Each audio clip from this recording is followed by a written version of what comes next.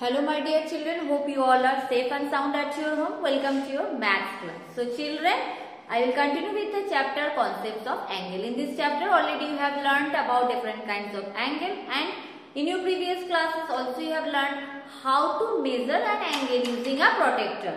So at the end of today's class you will be able to know how to draw an angle using a protractor. Okay children?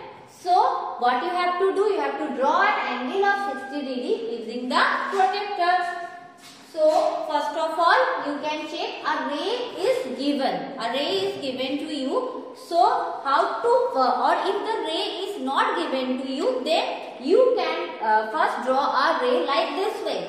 Then you have to put the protractor in such a way that it should touch the middle point of the protractor should touch the vertex. Means this point.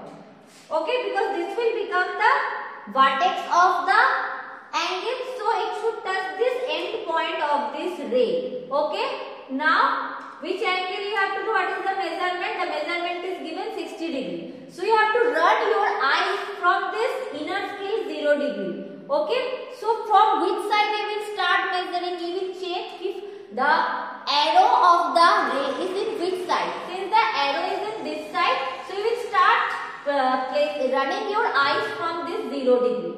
So 0, 10, 20, 30, 40, 50, 60 degree. So you have to run your eyes, and when you find 60 degree, you have to put a dot exactly at this point. And you can name it.